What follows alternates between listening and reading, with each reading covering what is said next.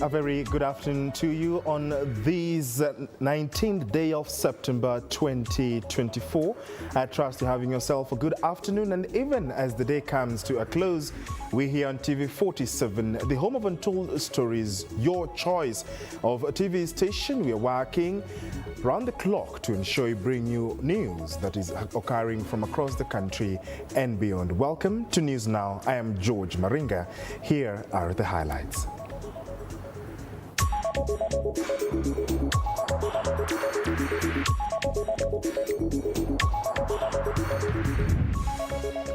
Douglas Kanja has been sworn in as the new Inspector General for the National Police Service, replacing Japhet Koome and taking over from embattled stand-in Gilbert Masengeli.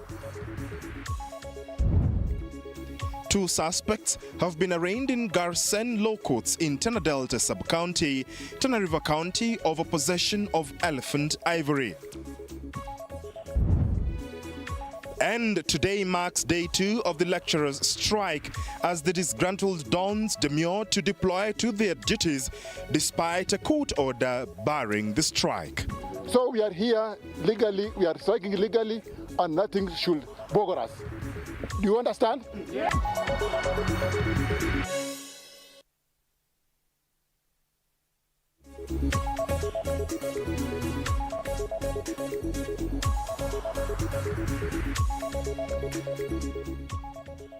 Welcome to the broadcast, and thank you for choosing TV47 to inform you. Douglas Kanja has been sworn in as the new Inspector General of the National Police Service for a 4-year term following his appointment by President Dr. William Ruto on Thursday. The new Inspector General of Police was approved by the National Assembly on Wednesday. Douglas Kanja, who is the immediate former Deputy Inspector General of the National Police Service, will take over from Japhet Koome, who resigned in July. This is a section of youth leaders are now calling upon the new Inspector General of Police to ensure reforms in the National Police Service, where vocal youths claim to be an easy target for the police following the recent cases of abductions, killings and intimidation.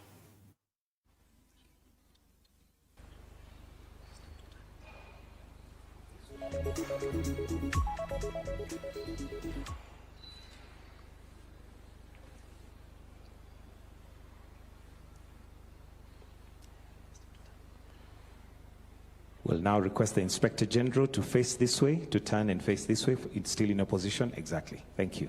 Let's have now.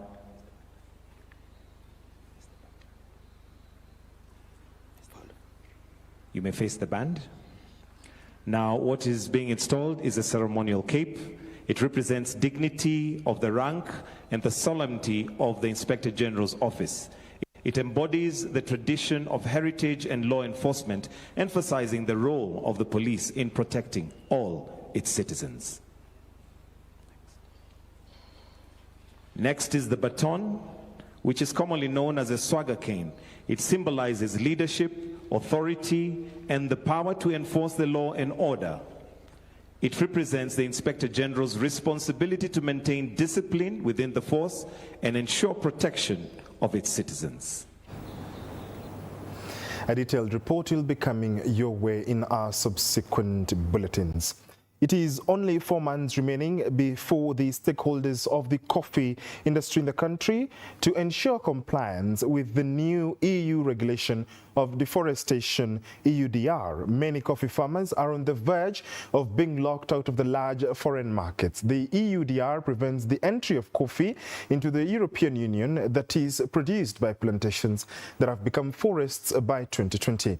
The Meru Cooperative Association of Coffee Growers has called on the government to speed up the mapping of the geographical areas in accordance with European Union regulations to avoid losing the lucrative market. On the issue of deforestation regulations, the European Union has given sanctions to all the African countries to be compliant with the European Union deforestation regulations, whereby by that 1st of December 2024, there is no commodity that will be exported to the European Union if the farmers are not compliant with, And so we are asking the government of Kenya, because other countries like Uganda, Ethiopia, Tanzania, their farmers have been compliant, but in Kenya we are still lagging behind. We are asking the government, please, the national government, please, this is where you get more dollars. So we want the UDR to be done, to be assisted. We are happy yesterday we met the Minister for Cooperative, Mr. Paranya, and he agreed to assist the farmer where it is possible to coordinate what should be done so that we can get the UDR done. Away from that, today marks day 2 of the lecturers' strike, and union leaders have urged lecturers to keep up the pressure despite a court order issued to halt the strike that the Secretary General for Universities Academics Staff Union, Wasu Constantine Wasonga, dismissed the threat of the strike, claiming that the order was not directed to all lecturers but only at him and the Kenya Universities Staff Union, KUSU chairperson Charles Mukhwaya. Speaking at Laikipia University, the Wasu Executive Secretary Apollo Orawo has called on all lecturers to join in the strike, pointing out that the strike will not end until their demands are addressed. Been here for the last 2 days now, fighting for something that should have been sorted out in 2021. Free people are using money to travel to go and plant trees. One day, Mutu and I end up too many places. Us getting money to make us come to work is not there. We have a CBA that is almost coming to end of the circle. We have a CBA of 2013-2017, which was never signed. We have a CBA of 2017-2021, which is ongoing and nothing positive since we gave out our proposals. We have never seen anything moving. The employer, the university as employer, have never followed it up to make us know where these things have reached. I've been told by Wasonga that we strike until a deal is struck. I was told to tell you that court order, the so-called court order, is immaterial. It was meant for Wasonga and Mukhwaya. As our job is to strike. Let's strike. The Ministry of Health and USAID have launched the State of Kenya's Health Market Report 2024, which has underscored the significant progress made in the health service delivery. However, there still exists a myriad of challenges in healthcare financing and lack of coordination between the national and county governments. Prioritizing 5 focus areas. 1. Increasing local manufacturing health products. 2. Strengthen government oversight and engagement of the private sector healthcare market. 3. Optimize private sector capacity and expertise to expand health coverage. 4. Increase access to finance and investment opportunities for the private sector. And lastly, to improve economic opportunities for vulnerable populations. The Directorate of Health Products and Technologies was able to assess the capacities that we have for local production in Kenya. And I think I was in a meeting in Addis and we were told that we are the first in Africa. As we speak right now, we know what Kenya produces. We know what Kenya does not produce. We know the capacities that we have, and we know the utilized capacities. Therefore, we know the unutilized capacities. And when we talked about oncology, Kenya is not really producing oncology products. In fact, if you look at the 35 categories in our Kenya Essential Medicines list, oncology is that category where we are probably least producing. The workforce gap directly impacts our ability to deliver quality care across the country. And the problem of human resource goes hand in hand with the problem of health financing. There are many challenges, particularly at the county level, with reduced financing, with budget ceilings. The budget is capped. What amount of your budget can you spend on HRH? So with all those limitations, there is need for us to have a more open and inclusive conversation on what needs to be done to ensure that we provide the health services to the people as desired in the UHC. Away from that, 2 suspects have been arraigned in Garsen local in Tana Delta Sub-County, Tana River County, for being in possession of elephant tusks, which is against the law according to the Wildlife Conservation and Management Act of 2013. The suspects were released on a 500,000 Kenya shillings cash bill, each with a 2 million Kenya shillings alternative. The case will be mentioned on the 2nd of October this year.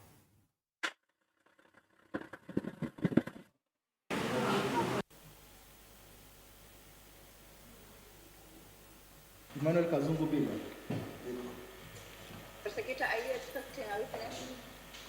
Is this one called Shamsan Faud?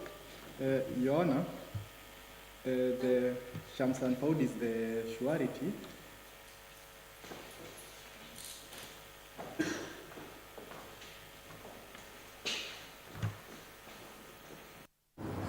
Tea farmers from the Mishimekuru factory in Meru County have filed a case to the court after receiving low bonuses for this year, demanding clear information about the issue. In a decision delivered online, Justice Linus Kasan of the High Court of Meru has ordered that the status quo be maintained and has prohibited the industry management from implementing the new payment rate until the issue is resolved. The farmers argue that the current rate does not reflect the industry's profit and sustainability. Mahakama imesikiza tetezi toka kwa upande wa wenye walikuwa wameleta kesi kotini, wakulima. Imesikiza tetezi toka kwa kampuni, that is Mishimekuru, na imesikiza tetezi za wakili wa KTDA, na mahakama imeonelea kwamba wakulima walikuwa na jambo la muhimu na la dharura la kuelezea mahakama. Ndo mahakama imewasikiza, imepeana zile amri, imepeana ikasema huko chini maneno yote imesimamisha ya malipo mpaka turudi mbele ya mahakama tarehe 23 mwezi wa 10, 23 October 2024, ndo mahakama itoe mwelekeo mpya. So mpaka wapate suluhu, na hii suluhu wameomba kukuwe na mkutano on 27th.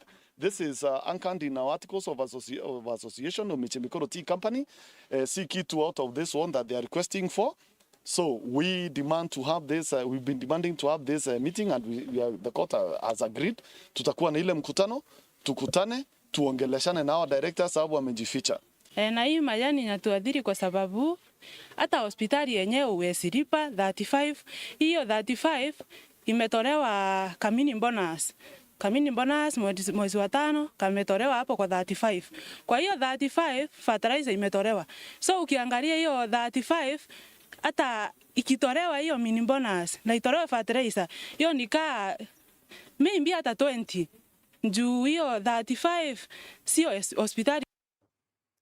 The Makueni County government and the Ministry of Education is taking important steps to address unemployment by equipping youths with both jobs and essential life skills, with the county's technical institutes witnessing a significant increase in students' enrollment. Speaking during the event, Makueni County Governor Mutula Kilonzo Jr. has emphasized on the importance of more young people enrolling in these institutions, viewing it as a strategy to combat unemployment and prevent negative social behaviors such as crime and other unlawful activities. These, as over 4,000 new students, or rather 4,000 students newly registered at the institutions. Tunaanzisha mwanzo mpya wa idara yetu ya CCTS ambayo itakuwa ikishughulikia vijana ambao wanataka kutafuta ujuzi wa aina mbalimbali ambao wanaweza kuboresha maisha yao, kwa sababu tumeona kwamba kuna watu wa kitengo hicho ambao wengi wao hawataweza kuenda katika shule zetu za university, na wale ambao wanaweza tutawapatia vitu zinaitwa startup kits waweze kujimudu wenyewe, wakitoka katika colleges zetu waweze kuwa wanaanza biashara yao. Residents of Mbeu in Tigania West constituency, Meru County, have held a protest to complain about the increase of illegal alcohol, accusing administrative officers of negligence. These residents are complaining about the presence of many illicit alcohol production centers in the small village, accusing the area chief of being a major obstacle in the fight against illegal alcohol and drugs, which they claim are being sold to high school students. Hatutangojea kuona tukimaliza wanarika wote kwa sababu ya pombe haramu. Na sisi shinda kubwa ile tuko naye katika eneo hili ni chifu wa area hii. Chifu wa area hii ashughuliki. Yeye ni kama wameshikana na hawa watu kwa sababu hatuwezi ona pombe inauzwa opposite police post. Unapata mahali pombe inauzwa opposite police post. Sisi ndio tukaona hatutanyamaza kama wakaazi. Tuone wanarika wote wakimalizwa na pombe haramu. Tukasema sasa mkutano wa siku ile nyingine tulikuwa hapa tarehe 4 tulisema ndio alikuja. Akatuambia alikuja huku, kuna wakati alikuja akapigwa na mawe, akaenda, hakurudi tena, akatuambia tumpe siku 7 kama wakaazi tukampea siku 14. Alafu kushangaa kwetu walikuja wakasika mtu mmoja akampeleka huko koti na akamwasilia. Sisi kama wakaaji wa Kiero tunatishwa sana na ile pombe inaendelea. Kuna madhara mengi tumepatana nayo kutokana na hii pombe. Hapa watoto hawasomi kwa sababu ya pombe. Wazee wengi wamekufa sababu ya pombe. Akina mama wameachwa wajane na hata watoto hawasomi vizuri sababu wa mama peke yao hawawezi kuwasomesha. Kwa hivyo sisi tuko na shinda kubwa. Na tunaomba serikali tuangalie na watusaidie ndio tuweze kuendelea kama kijiji. Leaders from Kitui County have urged the Kenya Kwanza government to ensure they fulfill the promise to establish 8 new police stations as soon as possible to help curb insecurity cases across the border with Tana River County. Speaking after a meeting with Interior Security PS, the leaders stated that they had an agreement to drive away all people who have encroached the game reserves in Kitui County. North. Kuna watoto waliuliwa 4 na pande ya kwangu kuna mtu mmoja aliuliwa. Pande ya Kitui South watu wameuawa wengi sana. As we speak, jana watu wamepikwa sana pande ya Kamuluyuni ambayo iko New Ward. Na bado wako hospitali. A special case of Kalalani. Kalalani, all of us are aware that that is a terrorist breeding zone. Our students of Garissa University were killed by terrorists who were staying in that area. The terrorists that attacked Westgate, they organized their crimes in Kalalani. So even what we are talking about here, we are under Nyali. So we are not only talking about a Kitui issue, this is a national issue. And that's why we are saying that those areas or game reserves must be evicted by both people from Kitui County and from Tana River. Kuna acts of parliament ambazo zimeonyesha boundaries na ninafurahia ya kwamba PS amesema hakuna mtu anaenda kubadilisha boundaries na amesema wanasiasa wajiweke kando ndio security agencies waweze kufanya hiyo kazi. Away from that, stakeholders in the education sector in the country have called for the use of games and technology education system in schools, saying that it strengthens education standards and makes teachers' work easier while engaging them with the students. Speaking in Kwale County at the IREX conference, it was found that more than 2,990 teachers from 300 schools in the coast region have benefited from the education and technology training from IREX. It is also enhancing the cognitive learning and focusing on creativity. However, the government through KICD has placed strategies to strengthen the CBC system that is compliant with modern technology while begging parents to embrace the system because the equipment used is easily available. Children are attending school a bit more. we are also seeing that children enjoy learning and they retain the learning. So when you go to school during break time, the children are repeating the same games they did in the classroom, which enhances what they've been doing. The focus on creativity and innovation speaks to the competency-based curriculum for Kenya and seeks to support what mainstream Kenyan government is doing to enhance the quality of education in the country. We've been at this for the past 4 years and are hoping that the lessons that we're gathering can be mainstreamed into the broader education system and that it can enrich the experience of both our learners and teachers across the country. Through play, the children are able to retain the knowledge, they are able to remember, they are able to find education interesting, they are able to find education as fun, their cognitive development takes place well.